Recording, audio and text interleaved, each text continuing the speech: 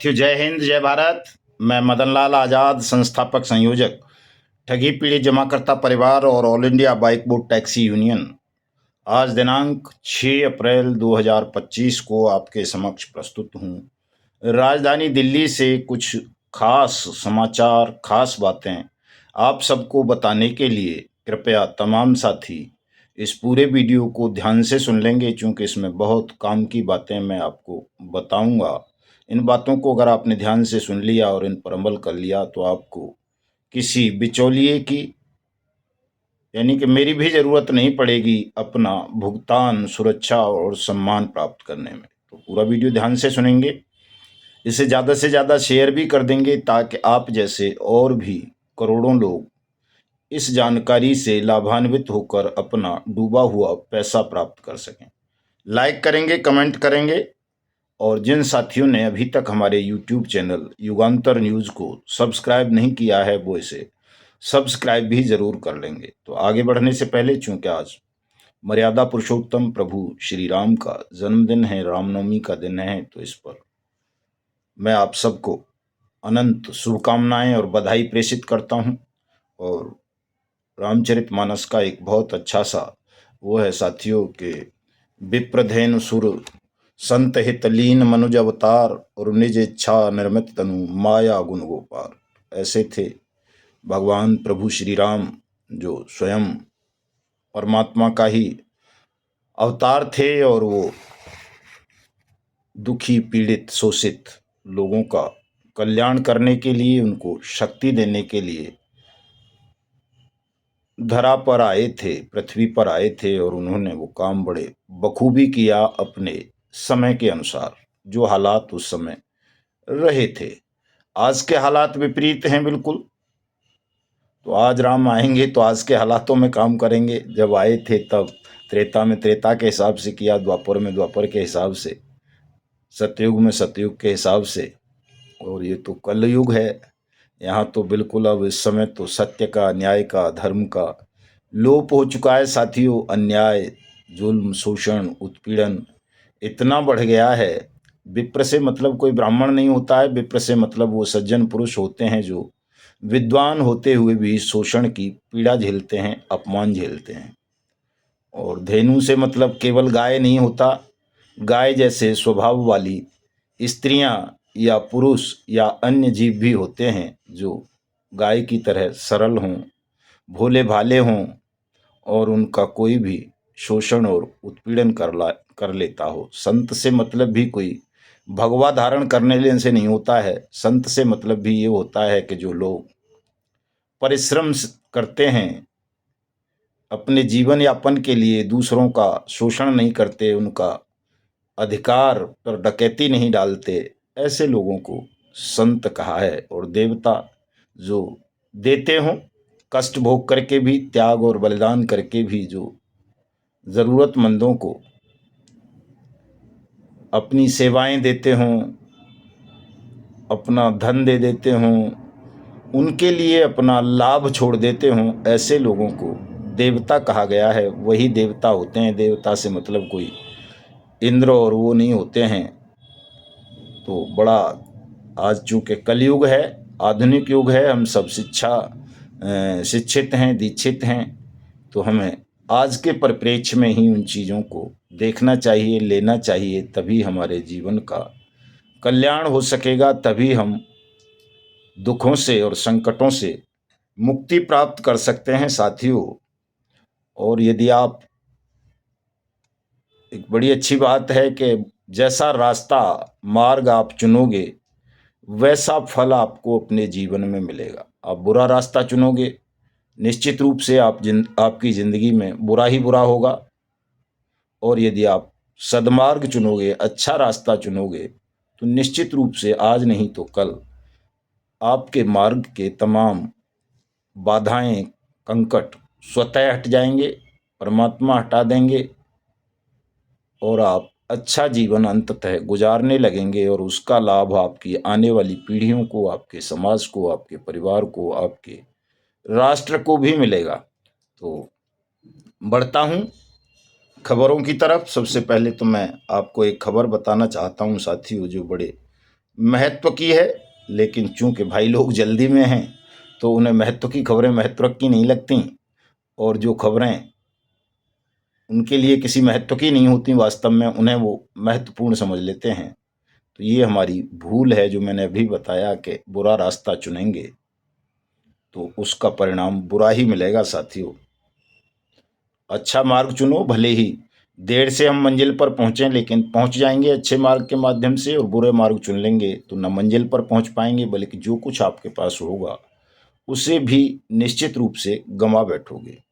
एक फिल्म आई थी साथियों, L2 इम्पूरन, और उसका निर्माता था जो मलयालम फिल्म थी ये, गोकुलम गोपालन नाम था इसका। इसके यहाँ ईडी ने छापामारी की है और लगभग 1,000 करोड़ रुपए की संपत्ति, विदेशी मुद्रा जब्त की है साथियों। बड़ी खबर है ये, और ईडी ने की है, और ये केरल और तमिलनाडु में छापामारी की गई है। और फीमा समझते ही होंगे आप, विदेशी मुद्रा अधिनियम, उसी मामले में हुई है ये। और फिल्म इंडस्ट्री में इस खबर को लेकर बहुत बड़ा भूचाल आ गया है। और ये जो गोकुलम गोपालन था फिल्म निर्माता, ये एक गोकुलम चिट फंड ग्रुप के नाम से कंपनी चलाता था, और इसने लाखों लोगों को उसी तरह चीट किया था जिस तरह कभी अमिताभ बच्चन ने ABCL बना करके किया था।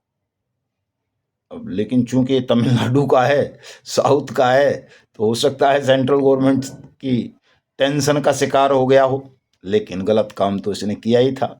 और ऐसे बहुत सारे फिल्म निर्माता, फिल्मी हीरो हीरोइंस हैं जो पॉन्जी स्कीम्स खुद भी चलाते रहे हैं और तमाम पॉन्जी स्कीम्स का प्रचार प्रसार भी करते रहे हैं। जैसे अभी ये जो सागा ग्रुप का मामला चल रहा है रिसेंटली, ताज़ा ताज़ा, LUCC LJCC वगैरह का, इसमें जो वो कौन सा ताल पड़े है, श्रेयस ताल पड़े, और वो दूसरे हीरोज के खिलाफ कई मुकदमे दर्ज हुए हैं। इनके यहाँ भी निश्चित रूप से छापेमारियां होंगी, इनकी प्रॉपर्टीज भी जब्त की जाएंगी, चूंकि अंततः बुरे कर्म का बुरा नतीजा सबको भोगना पड़ता है, कोई इससे बच नहीं पाता।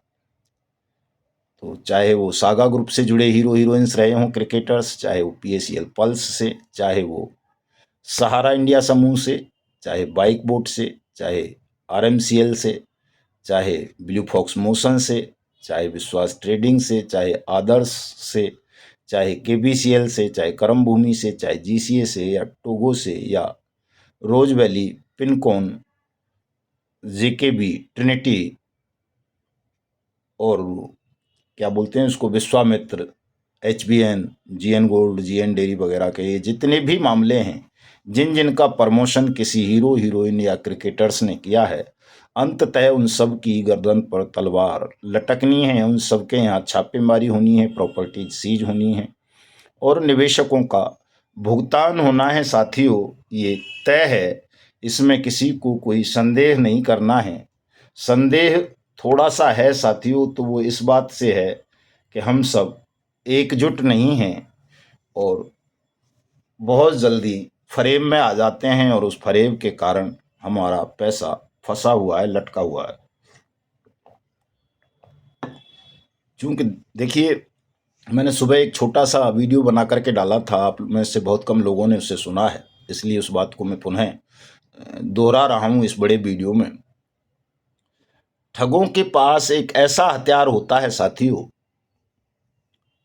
जिसकी काट बहुत कम लोग जानते हैं, और उसकी काट नहीं होने की वजह से ठग सफल हो जाते हैं अपने मिशन में, अभियान में। उन लोगों को भी ठगने में जो पढ़े लिखे भी होते हैं, बड़े पदों पर भी होते हैं, जिन्होंने दुनिया भी देखी होती है, और जो हर तरह से काबिल होते हैं, उनको भी ठग लेते हैं उस हथियार का प्रयोग करके। वो आपके अपने लोगों को हथियार बनाते हैं और उनके माध्यम से ठगी के धंधे को सुचारू करते हैं, और ऐसा माहौल क्रिएट कर देते हैं कि आप, जब आपका पैसा डूब जाता है, आपको आभास होता है कि हमारे साथ ठगी हो गई, तो उस वक्त ठग से न लड़के आपस में लड़ जाते हैं, अपने लोगों से लड़ जाते हैं। और जब आपस में लड़ते हैं, आपस में विभाजित हो जाते हैं, फूट पड़ जाती है, तो उसका पूरा लाभ ठगों को मिलता है। चूँकि आपके हाथ ठगों की गर्दन तक पहुँच ही नहीं पाते, आप आपस में ही लड़ मर कर खप जाते हैं। इस बात को तमाम ठग जानते हैं कि ये आपस में लड़ते रहेंगे, हम तक नहीं पहुंच पाएंगे। और ये साथियों आज की बात नहीं है, आदिकाल से चला आ रहा है। महाभारत में आप देखोगे तो ठगों ने यही खेल खेला, रामायण काल में देखोगे तो ठगों ने यही खेल खेला। आज भी आप सब भुक्तभोगी हैं। आज तो 42 करोड़ लोगों के साथ ठगी हो चुकी है। आप जब ठीक से देखोगे चीज़ों को तो आपकी समझ में आ जाएगा कि ठगों ने आपकी एकता को छिन्न भिन्न कर दिया है और वो मौज ले रहे हैं आपके पैसे पर, और आप इस बात को ना समझकर आपस में लड़ रहे हो। ठगों की गर्दन तक हाथ डालना है साथियों, ठगों को घसीटते हुए आपको जेलों में बंद करवाना है। ठगों के हलक से, खूनी पंजों से अपना मेहनत का पैसा प्राप्त करना है। अपना खोया हुआ मान सम्मान, सुरक्षा प्राप्त करनी है। पलायन की पीड़ा से बचना है, तनाव से बचना है। तो आपको अपने मध्य एकता स्थापित करनी पड़ेगी, क्योंकि जो ठगों का हथियार है आप में फूट डालना, आपको विभाजित कर देना, आपस में लड़ा देना, उसकी भी एकमात्र काट यही है कि आप किसी भी मूल्य पर अपनी एकता को विभाजित ना होने दें, अपने मध्य एकता बनाए रखें।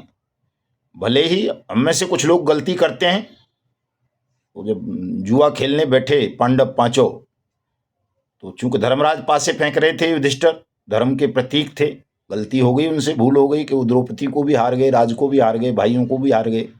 लेकिन इस गलती को जानते हुए भी उनके जो 4 भाई थे, अर्जुन, भीम, नकुल, सहदेव, या 5वीं द्रौपदी को भी लगा लो, उन्होंने उनको दोषी नहीं ठहराया और उनके ही नेतृत्व में, उनके ही मार्गदर्शन में वो चलते रहे अपनी एकता को बनाकर। तो अंततः उन्हें जीत मिल गई और न केवल उन्होंने इंद्रप्रस्थ को वापस पाया, अपने खोए हुए मान सम्मान को वापस प्राप्त किया, बल्कि हस्तिनापुर पूरा का पूरा उनके कब्जे में आ गया, उसको भी उन्होंने जीत लिया। तो इस उदाहरण से हमें ये समझना है कि यदि हम उन 5 भाइयों की तरह एकजुट रहेंगे, एकता भंग नहीं होने देंगे अपनी, तो निश्चित रूप से हम इस लड़ाई को जीत लेंगे, अपना पैसा वापस प्राप्त कर लेंगे, अपना मान सम्मान प्राप्त कर लेंगे, अपना सब कुछ वापस कर लेंगे जो भी हमारा है। तो इसको समझिए तमाम लोग, अपने मध्य एकता स्थापित कीजिए। और आपके मध्य एकता स्थापित करने का एक हथियार है साथियों, जिसका प्रयोग करके आप अपने मध्य एकता स्थापित कर सकते हो। ये अनियमित जमा योजनाएं पाबंदी अधिनियम 2019, जिसे अंग्रेजी में the banning of unregulated deposit schemes act 2019 और शॉर्ट में बट्स एक्ट 2019 भी बोलते हैं। इस हथियार को प्रत्येक ठगी पीड़ित, चाहे वो किसी भी कंपनी का हो, किसी भी क्रेडिट कोऑपरेटिव सोसाइटी का, किसी भी फर्म का, निधि का, एसएसजी का, एनबीएफसी का, बैंक का, कोई भी पीड़ित जिसका भी पैसा कहीं भी डूबा है रियल एस्टेट कंपनीज तक में, वो इस हथियार का प्रयोग करेगा तो निश्चित रूप से उसका पैसा उसको वापस मिल जाएगा। लेकिन इस हथियार को भोथरा करने का, कमजोर करने का प्रयास निरंतर हमारी सरकारों द्वारा किया जा रहा है, ठगों से लाभ लेकर के। तो ये ठगों का और सरकार का जो गठजोड़ है, नेक्सस है, नेक्सा एवरग्रीन वाले भी सुन लें, इसको तोड़ना बहुत ज़रूरी है। अगर आपने इसको नहीं तोड़ा, इस एक्ट की ताकत को नहीं समझा साथियों, इसके इम्प्लीमेंटेशन के लिए नहीं लड़े, तो पहली बात तो आप हमेशा विभाजित हो रहेंगे। और जब विभाजन आपके बीच में होगा तो जीत ही नहीं पाओगे ठगों से। ये तो मैंने बता ही दिया आपको। आप अपने विभाजन को खत्म करना चाहते हो अपने बीच को, तो सब इस कानून की शरण में आओ, इसका प्रचार प्रसार करो, इसके क्रियान्वयन की मांग करो। ऐसा करते ही आपके बीच स्वतः एकता स्थापित हो जाएगी और इस कानून की मारक क्षमता से शासन, प्रशासन, न्यायपालिका सब अपने रास्ते पर आ जाएंगे। और जैसा कि इस कानून में लिखा है कि 180 दिन के अंदर आपकी जमा राशि का 2 से 3 गुना पैसा सरकार वापस करेगी। तो निश्चित रूप से सरकार को ये करना होगा। फिर आपको अलग अलग किसी ठगों से लड़ने की जरूरत नहीं है। आप केवल सरकार से लड़ें, क्योंकि सरकार को ही पैसा वापस करना है इस कानून के अंतर्गत। कुछ साथी जैसे सहारा समूह के लोग या आदर्श के या पीएसीएल के और पुरानी कंपनियों के भी जो 2019 से पहले की हैं, वैसे तो सहारा पे तो ये पूरी तरह लागू होता है। सहारा तो चूंकि 22 में बंद हुई है, 22 तक चलती रही है, तो बट्स एक्ट के अंदर आती है वो। लेकिन जो पहले की भी हैं, जो 2019 से पहले की हैं या 1978 के बाद की हैं, उन सब पर ये एक्ट प्रभावी होता है साथियों। और इसके लिए इसका ये देखेंगे आप तो धारा 42 है इस एक्ट की एक, इसको पढ़िएगा तमाम लोग, किताब जिनके पास हो। 23 नंबर पेज पे है, धारा 42 है इस कानून की, जो ये कहती है कतिपय अधिनियमितियों का संशोधन। भाग 1 पहला संशोधन इसमें किया गया है भारतीय रिजर्व बैंक अधिनियम 1934 के कानून में संशोधन किया गया है। और इस अधिनियम के संख्यांक 2 की धारा 45 झा को बट्स एक्ट 2019 में समाहित कर दिया गया है। यानी कि कोई कंपनी अगर आरबीआई से भी अप्रूव्ड थी और उसने लोगों से जमा राशि लेकर उनका पैसा वापस नहीं किया, तो उसे भी बट्स एक्ट के अंतर्गत कवर्ड किया जाएगा। और बट्स एक्ट अथॉरिटी ऐसी कंपनी की प्रॉपर्टीज को सीज करके नीलाम करके निवेशकों का पैसा वापस करेगी। इसे पढ़ लें तमाम साथी, मेरी बात पर यकीन मत करना, एक्ट में जो लिखा है मैं वो बता रहा हूँ। इसी पेज नंबर 23 पे ही इसका भाग 2 है। ये पीएसीएल जैसी कंपनियों पर अप्लाई हो जाता है जो सेबी के अंडर दे दी हैं सुप्रीम कोर्ट ने या किसी हाई कोर्ट ने। पिनकॉन जैसी भी हैं बहुत सारी। भारतीय प्रतिभूति और विनिमय बोर्ड अधिनियम 1992 का संशोधन। ये अंग्रेजी हिंदी नाम है सेबी का ही, अंग्रेजी में सेबी बोल देते हैं शॉर्ट में, securities and exchange board of India act 1992, और हिंदी में इसी को ये बोल देते हैं सेबी को ही। तो इसके भी साथियों संख्यांक 15 की धारा 11 का संशोधन करते हुए ये प्रोविजन किया गया है इस एक्ट में कि यदि कोई कंपनी सेबी से भी अप्रूव्ड थी और वो भी अगर डिफॉल्ट करती है आपका भुगतान करने में, तो उसका पैसा भी बट्स एक्ट अथॉरिटी वापस करेंगी आपसे आवेदन लेकर। और तीसरा जो संशोधन है बहुत महत्वपूर्ण है, चूंकि कंपनियों के बाद अगर किसी में सबसे ज़्यादा पैसा देश के लोगों का फंसा है तो वो हैं बहुराज्य सहकारी सोसाइटी, थ्रिफ्ट एंड क्रेडिट वाली या मल्टी स्टेट वाली या और इस तरह की दुनिया भर की आदर्श जैसी हैं, सागा ग्रुप की हैं ये तमाम, जेके भी है, आपका क्या बोलते हैं ट्रिनिटी है, जनशक्ति है, कैमना है, और आपका किम वालों की है, मतलब सभी की हैं लगभग लगभग।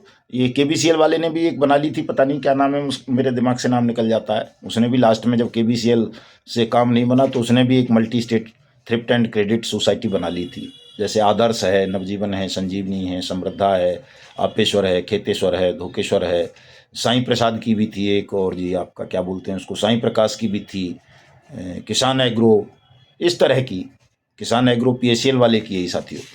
तो इस तरह की जो सोसाइटियों को गवर्न करने का मामला था, जैसे सहारा समूह की भी 4 multi state credit cooperative society हैं।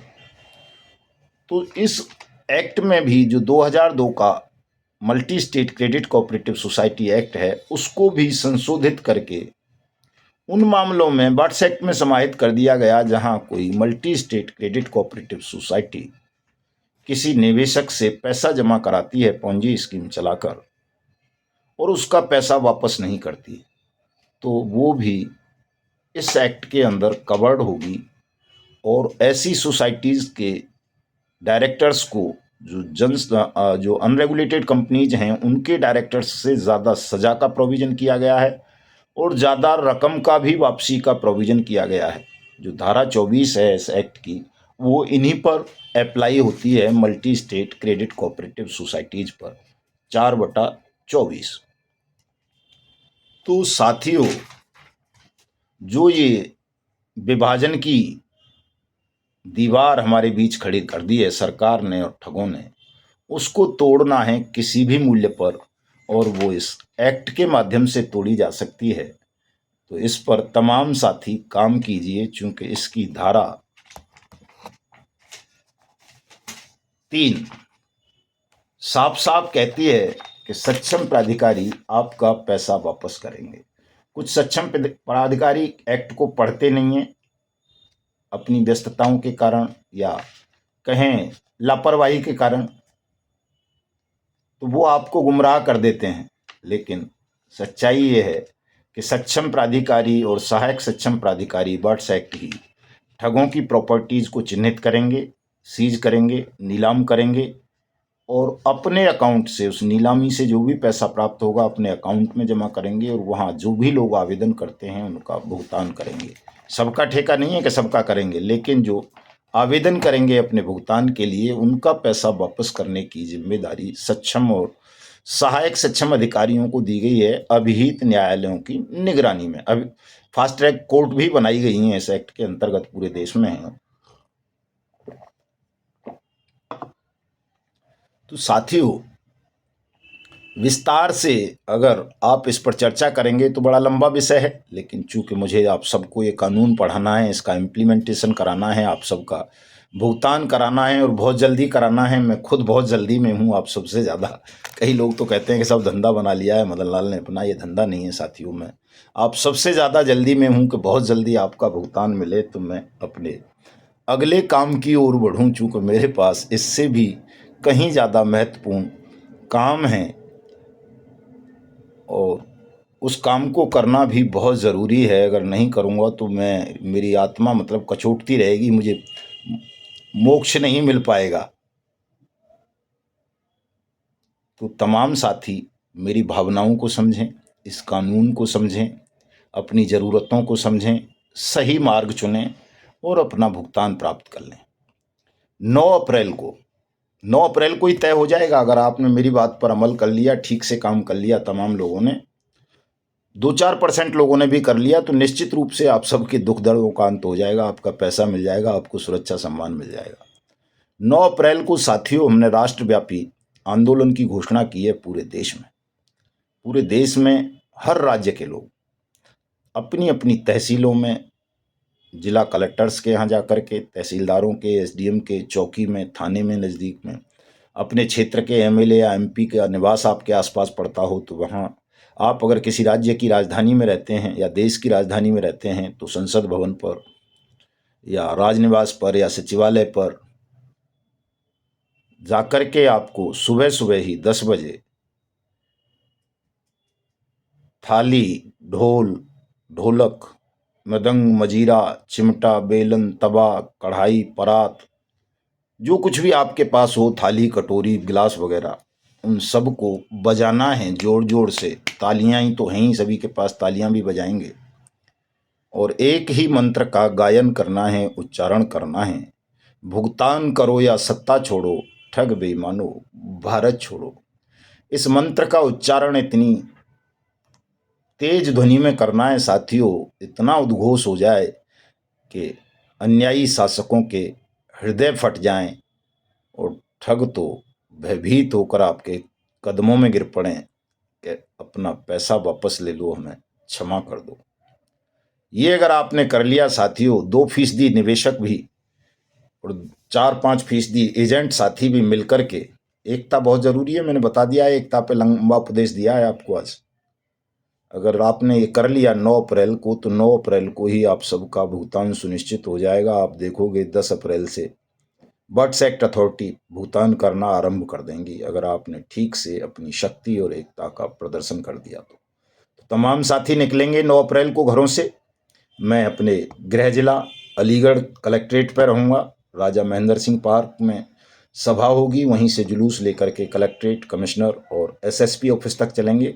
चेतावनी पत्र सौंपेंगे, भुगतान की मांग करेंगे। तो तमाम साथी पूरी ताकत के साथ अलीगढ़ पधारेंगे, जो भी अलीगढ़ मंडल के लोग हैं, हाथरस, कासगंज, एटा और अलीगढ़ के चारों जिलों के, चूंकि मंडल स्तर पर इस कार्यक्रम को कर लिया जाए, और जो दूसरे साथी होंगे वो अपनी अपनी तहसीलों में और जिलों में भी रख लेंगे।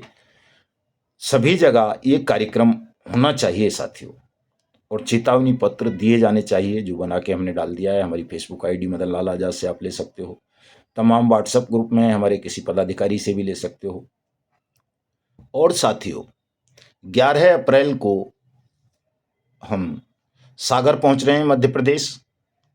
कलेक्ट्रेट पर ही हमारा कार्यक्रम होगा, भुगतान सभा होगी, चूँकि वहाँ साथियों को बहुत अनंत पीड़ाओं का सामना करना पड़ रहा है, एलजेसीसी के लोगों को खास तौर से। तो सागर में हमारा कार्यक्रम है। जो भी सागर मंडल के साथी हैं, छतरपुर वगैरह के, वो सब सुबह 11 बजे से पहले पहले सागर पहुंच जाएंगे। सागर संभाग के जितने भी जिले हैं उन सबके साथी, चूँकि संभागीय स्तर पर ही काम सबका करवा देते हैं साथियों।